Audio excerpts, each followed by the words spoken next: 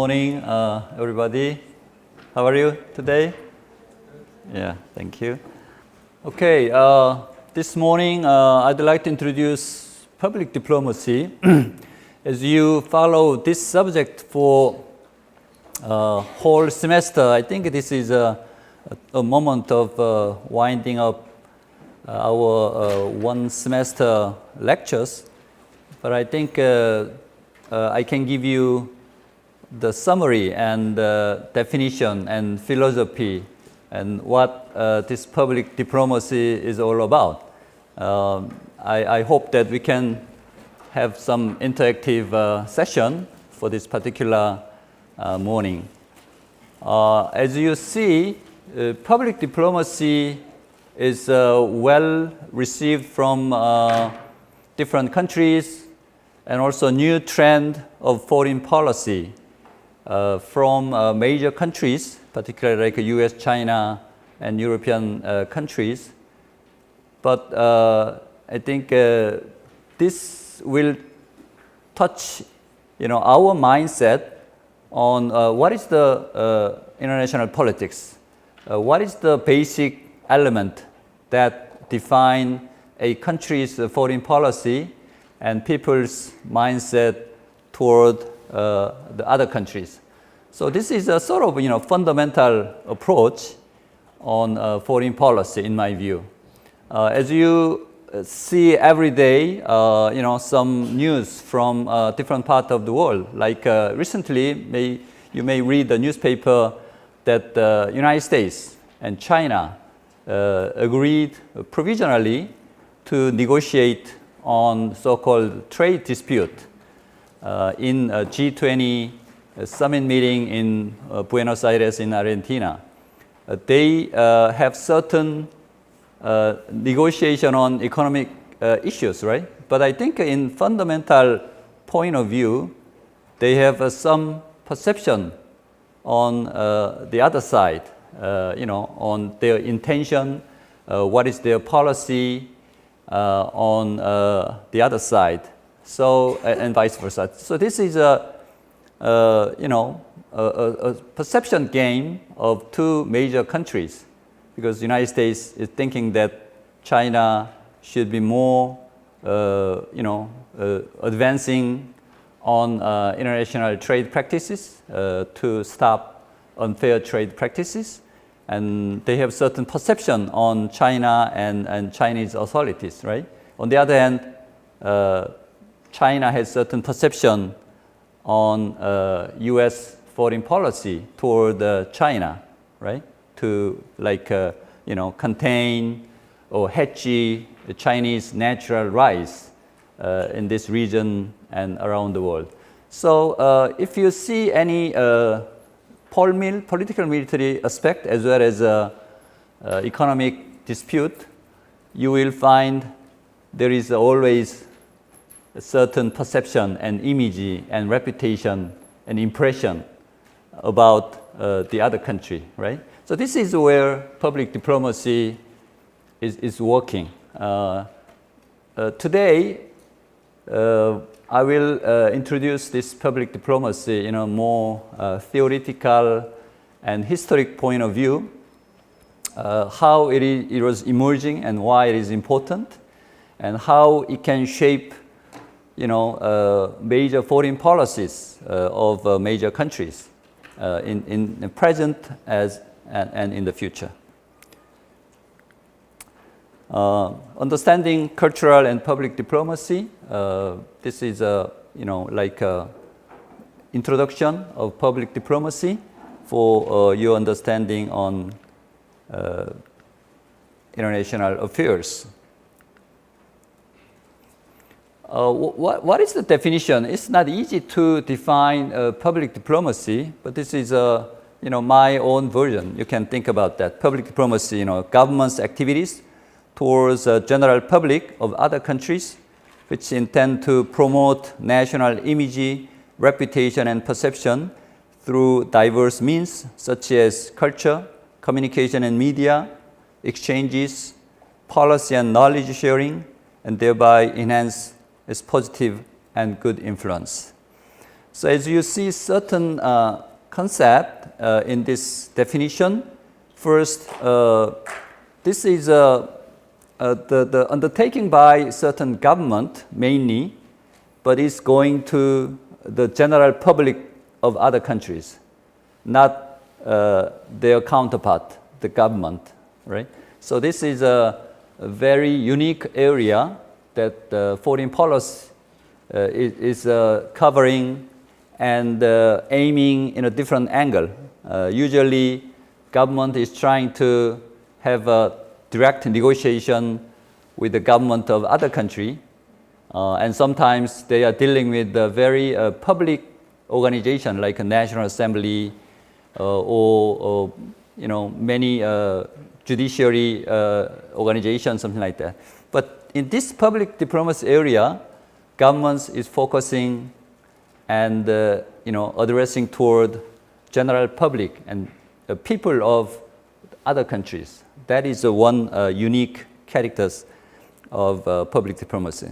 Second thing is we are intention is to generally promote national image, or you can call it nation brand, or reputation, or perception, as I told you in the beginning, of my country. So this is dealing with their mindset, right, and hearts and minds of the people of other country.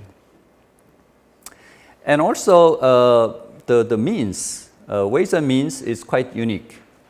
In traditionally, pulp mill area, they use sometimes very tough negotiation, or sometimes very coercive way, right, to achieve their pulp mill objectives in foreign policy. But in this public diplomacy, we are using, generally all very soft power. As you see, what is the typical way, like a K-pop, and cultural things, as well as communication and media, social media, or ordinary media and public relations are applying on this area. And also exchanges means that, students exchange, as I understand that some of you are on the exchange program from your university in your home country to Korea University, right? And also there is many diverse, different short-term exchange program from two countries like Korea, Japan, Korea, China, or sometimes trilateral exchange program between like Korea, China, Japan. So this is an interesting area. And another area is like a policy and knowledge sharing or explanation. This area is emerging as one of the most important public diplomacy, scope, because like as I told you in the beginning, the trade dispute between like China and United States, and also what is Russia's policy toward Europe? What is intermediate missile treaty episode? Recently, United States is trying to discontinue, this treaty, right? INF. So all those things related to policy and also knowledge about Korea or any country's history or trajectory of economic development could be well shared with the people of other countries, so that they can understand better about my country's foreign policy or national orientation of our country. So this is a way of projecting general image and impression of Korea, for example, but in a very soft way, right? Soft power and those information and knowledge. and thereby enhance its positive and good influence. Even though I use influence, but I don't think this is a way of traditional influence with like a coercive or very tough negotiation with other countries. This is a way of convincing the people of other country to understand better about Korea in this case, and have a good sense on Korea's development, Korea's foreign policy, Korea's cultural heritage, right? So this is the reason why I use positive and good influence. So I can sometimes say that, as I told you, we are using soft power, right? It seems that public diplomacy is using soft power, and it seems to us that it is very soft, right? But eventually, I can say that this is very strong and even sharp. So this is my thinking. The reason why? Because this will touch the hearts and minds of other people, right? General public of other country. And this will change or can change their perception about Korea, right? And this perception is not easy to change. So some people's confidence and perception toward other countries, as you see your friendship relationship with someone, right? So if you have certain negative perception, which is fixed to your mindset, and it's not easy to change it. So that's the reason why it is very strong. And sometimes it is very sharp, right? So one episode I can share with you. In several years ago, maybe in Libyan Arab Spring cases, and there is many demonstration in the street, and also around that time there is one episode I can share with you. Is there was a very short video clip was circulated in YouTube to blame or to have very negative image on Islam. There is a short footage on perceived movie on Islam in a very negative way. It was very short, like 1 minute, 2 minute footage which was spread in YouTube. And right after that, spread, there is a strong protest from Islamic world, particularly in Libya.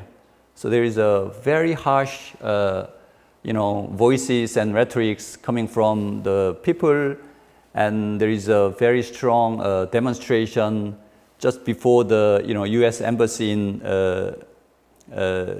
Tripoli, and they advanced to the embassy and surrounded that embassy, and it was finally finished with the killing of then U.S. ambassador in Libya. May you recall that news story? So that tells us that as I told you, perception and image on certain issue can trigger and mobilize people's mindset in a very negative way, right? And collective way, so that they mobilize and demonstrate with a very violent way, right? Sometimes, killing someone. So this is the reason why I say that public diplomacy approach is very serious, right? Even though we are using soft power. This is point I'd like to share with you. So, to conclude this definitive way of public diplomacy to win the hearts and minds of people of other country, right? Not only just to winning the hearts and minds, just to make them understand better, right?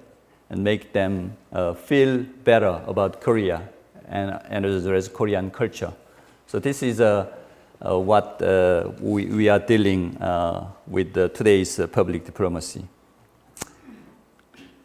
Let me tell you, what is the difference of traditional diplomacy versus public diplomacy we are talking today.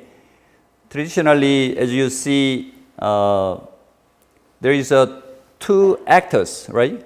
One actor A is government, actor B is government B, right? They have like a regular negotiation, right? In military side, economic side, or any cultural side even. And also there is a government A and also their own people, right? In the bottom, they have sharing information about Korea, and they can communicate internally, right? And actor B can have similar interaction, right? And also, if I say in the bottom, people-to-people relationship, this is not exactly falls on the area of public diplomacy. We call it, this is like a people's diplomacy or people-to-people diplomacy. This is a very private area, right? But as you see in cross, the initiator of certain public diplomacy is government A, right? And this is moving toward to where? The people of country B, right? This is the area that we are focusing at this moment. So particularly like government-sponsored programs and government-initiated strategy and program can fall on this area. So government is trying to have a certain strategy and programs and projects that can give a positive image about Korea, right, to the people of other country. For example, if a government can give certain resources means the financial resources as well as information resources and knowledge resources to their own people, as you see in the left side, right? And then people of that country can share their idea about Korea to the foreign people based on government's help, government's initiative. Then maybe we can say that this is under the umbrella of public diplomacy, right? With certain resource and with certain strategy and with certain purpose and objective, right? So you can understand this point. In public diplomacy, we can categorize, public diplomacy discourse in two rough dichotomy. And left side, we can call it traditional public diplomacy. Traditional public diplomacy is coming from Cold War period after World War II, and up until 90s, almost 9/11 is a dividing point of previous public diplomacy and post 9/11 period. In traditional public diplomacy, every government is trying to provide a better image about their government and country, right? It's quite natural. Actor will be government, target will be foreigners, but traditional public diplomacy is very much focusing on one-sided information and one-sided explanation. Usually we can call it like a propaganda type of thing, right? And particularly in Cold War period, Soviet Union and United States is trying to manipulate the perception of other country in a way that will help their own national interest, right? So there is many espionage, as you see in movies, and even it was confirmed in the history. And of course, there is a public relations and cultural exchange. They are sending troops on cultural thing, but very simple and linear way. There is no any so-called mutuality, two-way traffic of information, and make them understand better about our country and our policy. There is very limited way on this aspect. So this is very one-sided and also propaganda-centered approach. That is, we can call it public diplomacy in traditional way. What is a new public diplomacy? As I told you, it was starting from around the 1990s, and the actor is government as well as a citizen. Target is foreigners, naturally, and also sometimes domestic audience and global citizens. The unique thing is interactive communication, right? It's no longer unilateral one-way thing. And public relations, they are focusing cultural exchange, but they are more focusing on communication, particularly like a two-way communication, right? And the new public diplomacy is handling two ways. This is related to like a definition of public diplomacy. We can say there is a short-term public diplomacy crisis management and versus long-term public diplomacy objective to change the perception of other country, right? So this is a new way of thinking. Short-term crisis management is, as I told you, like an episode in Libya, killing U.S. ambassador, right? So there is a quick and very swift and rapid spreading of certain facts, right? Usually, which is very negative, right? In handling their domestic politics as well as international relations. If any country can find that this information is not true, so they have to handle quite quickly to rectify this spreading of this false, fake or this news and information, because otherwise it will be circulate quite quickly, even instantly, right? With Twitter and YouTube and Facebook and Google mechanism, it will be spread quite quickly and in few hours, right? And around the world. So, and also without any input with different narrative, it will be fixed as a facts on certain issue, right? It's not easy to change it. So that is short-term crisis management in public diplomacy. Of course, long-term perception is more difficult. We need a very, slow and very persuasive way to change the mindset and perception of other people, right? With many different ways, cultural way, exchanges, and also inviting the young people from other countries and policy explanation. There are so many ways, but we have to do it in a very long-term and progressive way.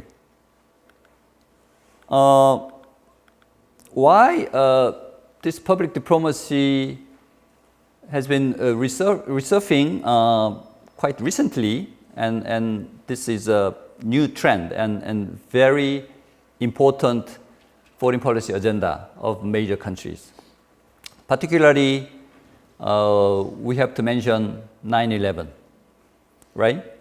I'm not sure, someone coming from the United States.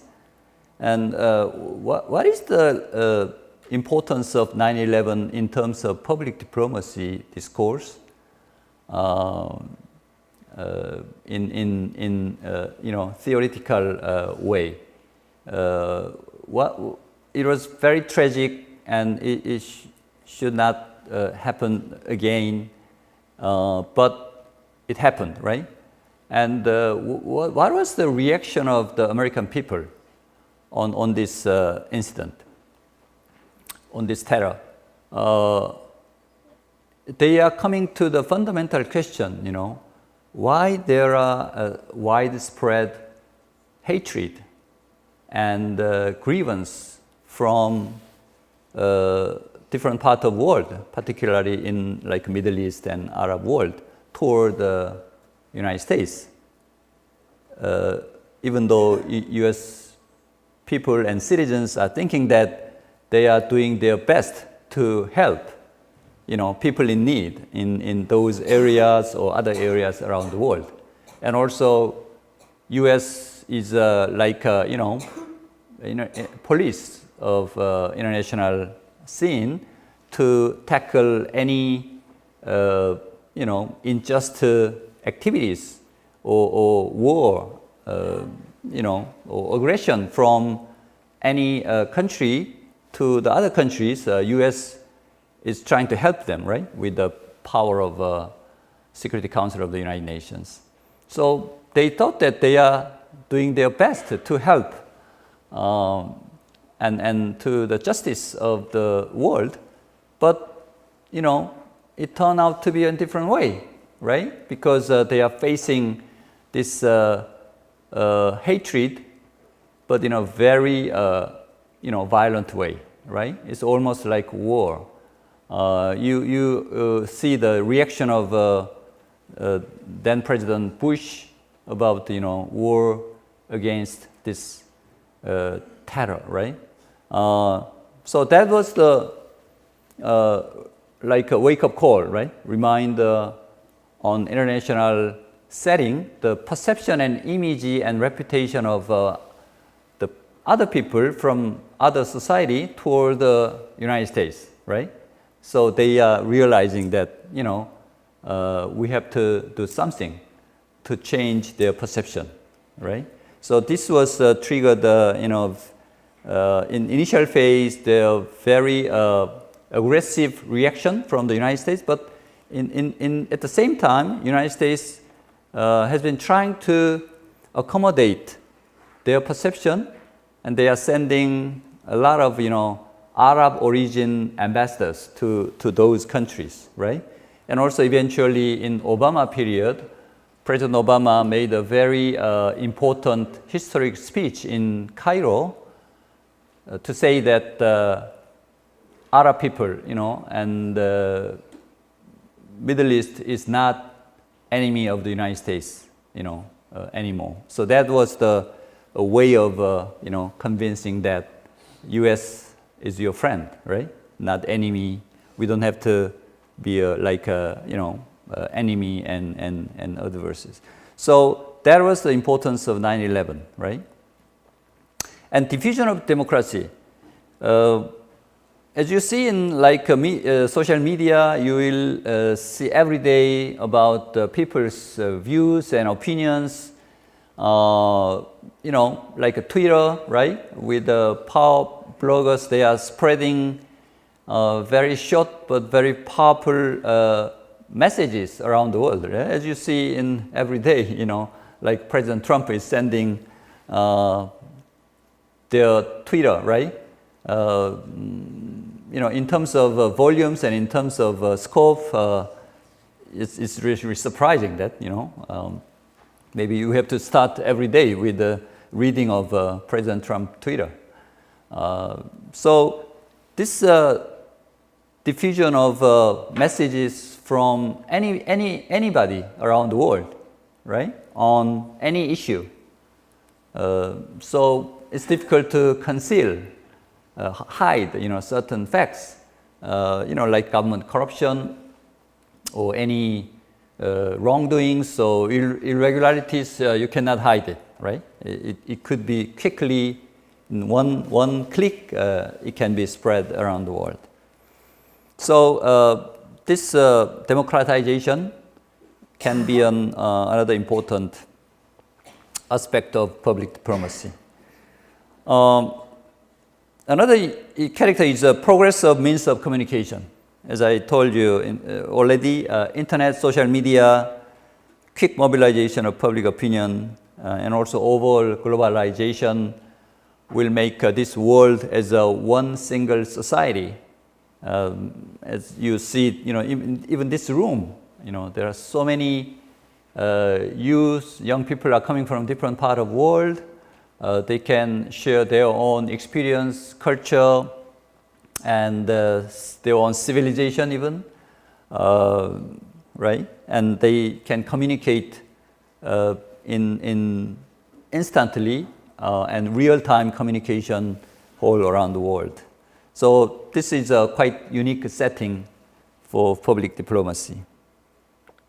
Let me briefly touch more on how this public diplomacy is working in overall diplomacy.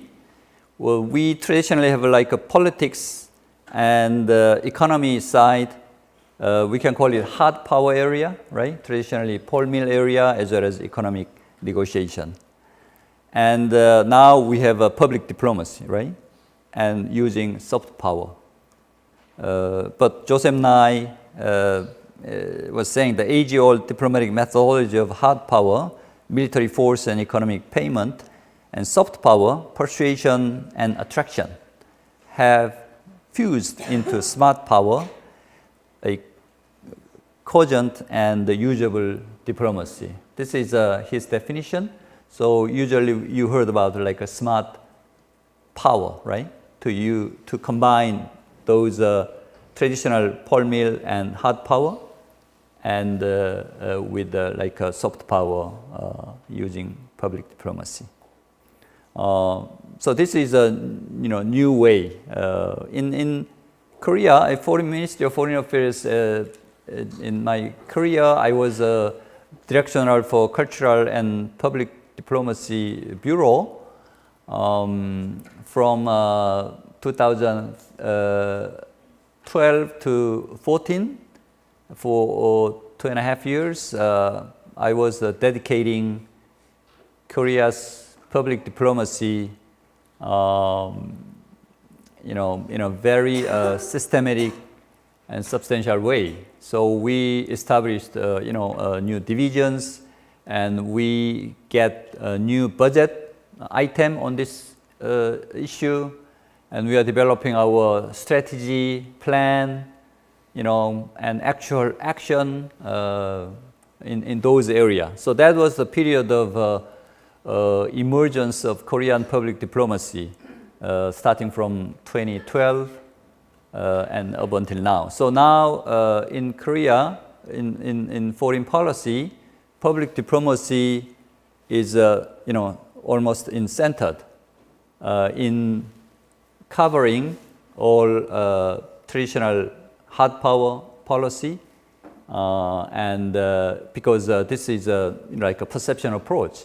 So we are having more budget on this issue, and more resources and more attention from high level, not only even Ministry of Foreign Affairs, but like Prime Minister's office and also Blue House.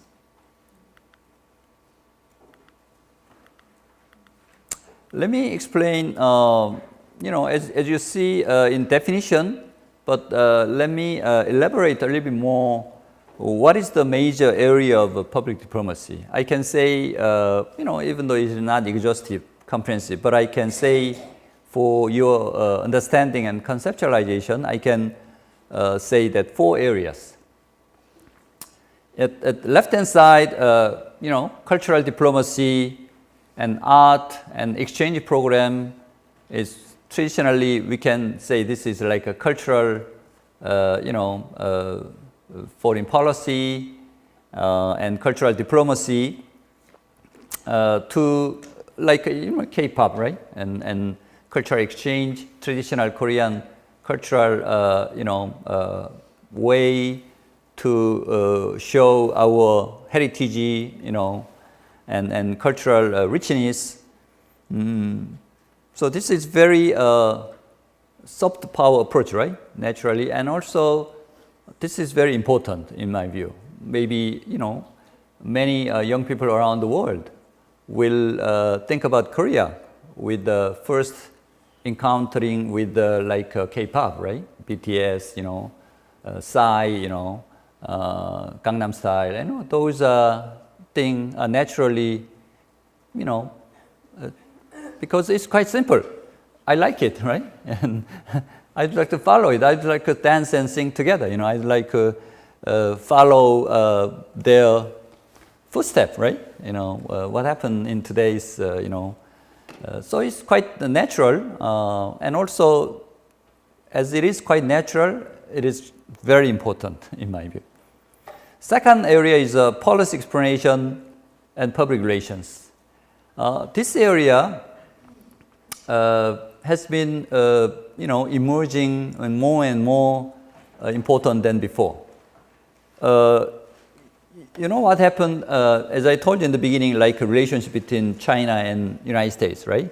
On the rise of two powers, right? Up and down, and their, strategic perception in Northeast Asia as well as in the world as well. And also think about relationship between Korea and Japan, right? We can say that there is a history issue, right? Textbook, comfort woman, and also, some dispute. But at the same time, we are thinking that this is quite natural neighbor, you cannot move, right, out. It's like almost fixed neighbor, right? And also, do you know the Japan is the first country and the first country that Korean people are traveling abroad. It's overwhelming. How many Korean people are traveling to Japan every year? Guess. 7 million. 7 million. So I think Japanese people are traveling to Korea, 2.5 million, something like that. So total 10 million people, two ways, visiting, coming every year. That amount, the visitors of Korea, tourists or whatever way, visit Japan is 7 million, right? And the second largest is China. Guess how many? Around 4.5 million. And third is Vietnam, 2.5 million. So, Korean people's attraction toward Japan is quite enormous, right? I like even sushi and Japanese food very much. This year even I traveled twice to Japan, right? So this is a fact, and we cannot separate the relationship between Korea and Japan. So what is the problem? This is a problem of so-called perception. We are entangled with a prefixed image about the other country, right? Japan and Korea. Even though we have more commonality than the difference, right? I was in New York for almost 4 years as a deputy permanent representative of Korea to the United Nations. I worked with the Japanese delegation, Japanese permanent mission almost every day on North Korea, on sustainable development goals, human rights, rule of law, all multilateralism. It's difficult to find out any single issue that is different from Japan. Japanese position is exactly what Korean position is. So this is a fact, right? We are having same orientation, right? Liberal democracy and market economy, rule of law, respecting human rights. So it's almost in the same page. But traditional, this history issue will make, the relationship of two countries more difficult because of perception of old generation, as well as sometimes, younger generations perception when they hear from their parents, right, and grandparents about the history. Parents and grandparents generation has been experiencing, right, in their own body. So it's not easy to escape, right, from their parents' generation's perception on Japan, for example.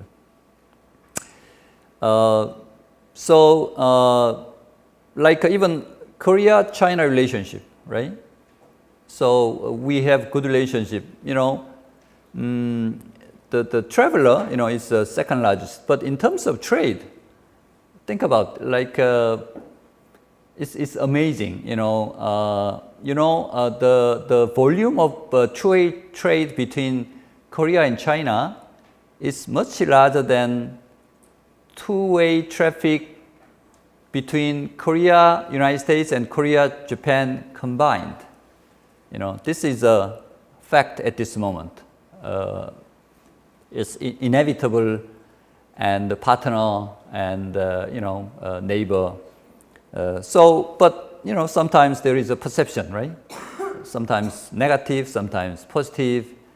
This will sometimes help to improve our bilateral relationship, but sometimes, hinder to move ahead of bilateral relationship. So public explanation is quite important, to explain what is our foreign policy objective. So what is our perception or perspective on world affairs, right? Why we are having this kind of unification policy? Why we have this kind of inter-Korean dialogue, policy and strategy? So those policy explanation can make those two countries' relationship more stable and more robust. And knowledge and information sharing is another area. We have to provide very proper and right information about Korea. All right? What is Korea's history? What is Korea's development? History, and what is Korea's civilization? What is Korea's cultural richness? All those information should be shared in a very proper and right way, right? So this is so that the people of different country can have better understanding on Korea, and grasp right image on Korea. The next part is sharing, caring, serving. I categorize in this expression. This will tell we have to have a very compassionate and empathy-oriented approach to the people, particularly people in need. If there is a need from developing countries or underdeveloped countries, if they need certain help, right, and assistance, particularly Korea, for example, with the young voluntary, people coming to Africa, Middle East, and South America. So they are doing some, local community mission or, assistance, right? And this sharing, caring, serving will give them a positive perception on Korea, right? And Korean people. So this will give them a very, positive sense about Korea and Korean people, right? And so this is typically a little bit, side out, but I think still important in public diplomacy scope. Let me briefly touch upon major countries' policy on public diplomacy, starting from the United States, right? State Department, after 9/11, they established Undersecretary for Public Diplomacy and Public Affairs, highest position in State Department, one of them, and they have 4 bureaus: Education and Cultural Affairs, International Information Program, Public Affairs Assistant Secretary General, Assistant Secretary of State, and Regional Bureau, right? Each regional bureau has public diplomacy division for customized public diplomacy. And U.S. Embassy in Seoul, they are running many different programs. As you see, some of them, cinema evening, and also American cultural cities. Sometimes they see Super Bowl together, right? And celebrating American holidays and other special events. So there are many, soft power approach and public diplomacy program in the embassy around the world, right? Not only in Korea. Let me see Japan, how Japan is doing. After World War II, Japan's preoccupation is to erase, right, their image on militarism. So they are trying to be exposed and projected as a peaceful nation, right? So this is exactly what current Japanese constitution is telling us, right? Peace, no military army, right? And 60s, 70s, with the rise of Japanese economy, they are focusing on so-called made in Japan, right? As you see, many good products produced in Japan, right? This is spreading around the world. And the 80s, 90s, they are focusing on economic cooperation for developing countries with ODA, official development assistance, particularly in which area, like Africa, Middle East, right? And Caribbean and South America. And since 1990s, they are focusing on adopt cultural diplomacy as 3 diplomatic, keynotes. So this is what Japan is trying to improve their national image with sometimes economic issue, and sometimes they are trying to be like a permanent member of the Security Council of the United Nations, right? So this is a preoccupation of Japan to be a leader. Naturally, you can think about, the sense of rivalry between Japan and China, right? Up until like 90s, even like early 2000, Japan is, even though they have very weak military power, but I think a defense force is also significant, influence. But with the economic power, right? Japan is one dominant power country in this region, Northeast Asia, even East Asia in general.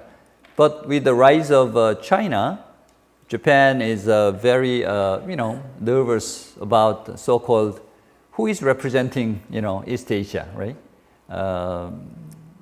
So I think that is the not only in general foreign policy agenda and objective, but in terms of public diplomacy, right? So, for example, you can circulate like questionnaire today, who is the leading power in Northeast Asia to the general public in like Asian people?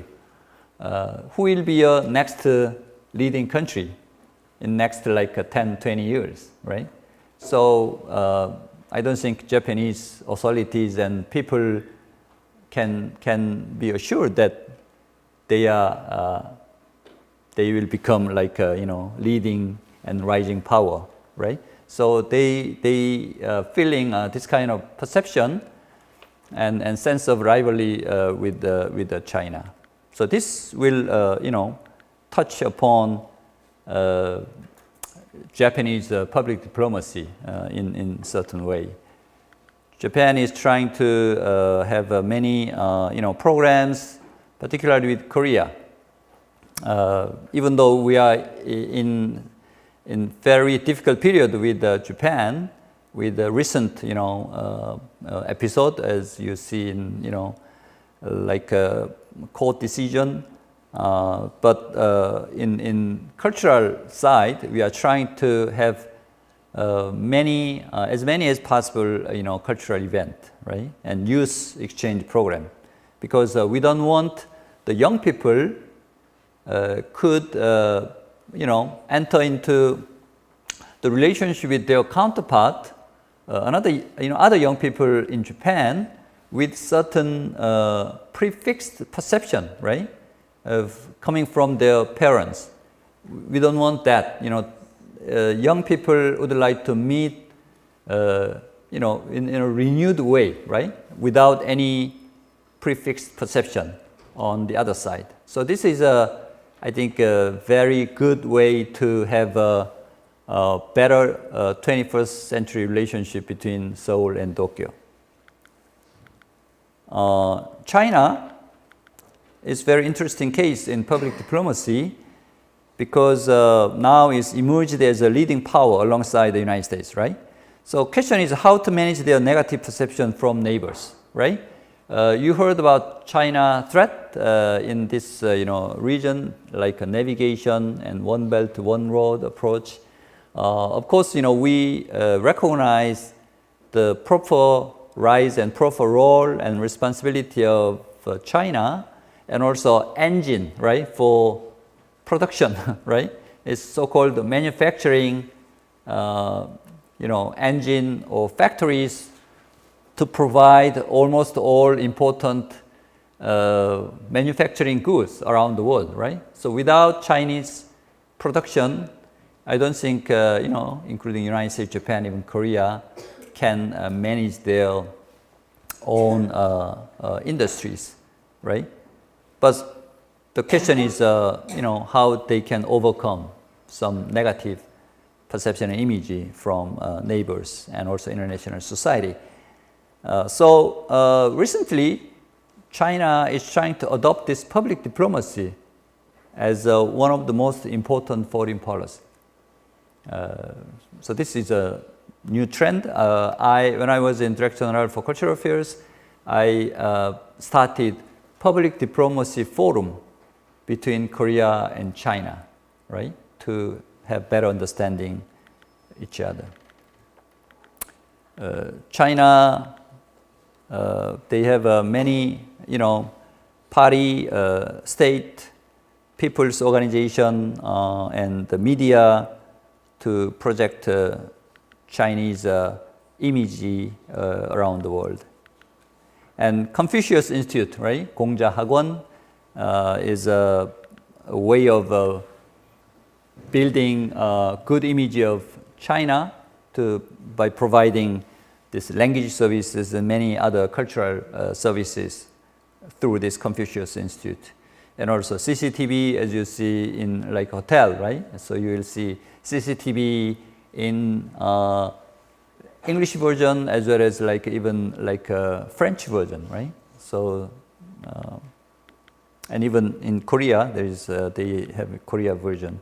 France is trying to project their national image like a francophone country, right? More than 54 countries are, associated with the francophone international organization. The Ministry of Foreign Affairs is trying to control tower of public diplomacy, and with the cooperation with the Ministry of Culture and Communication, there is a committee, right, to focus on this strategy on public diplomacy.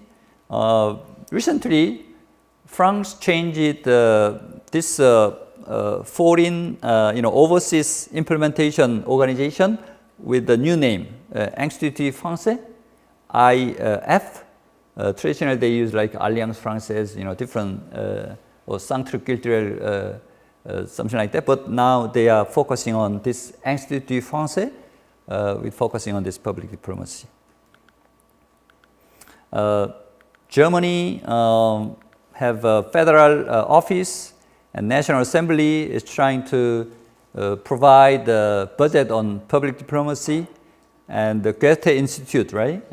They are also project images of Germany and also provide many language and cultural programs.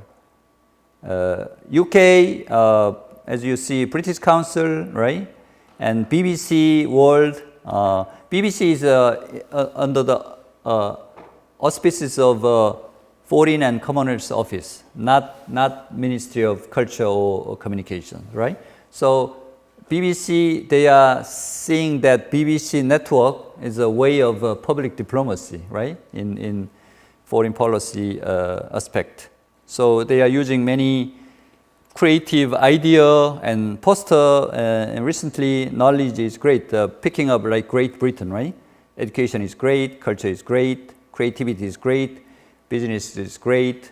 As you see in like a London Olympic a few years ago, in opening big ceremony, right? You see British cultural heritage, right? In one big event, right?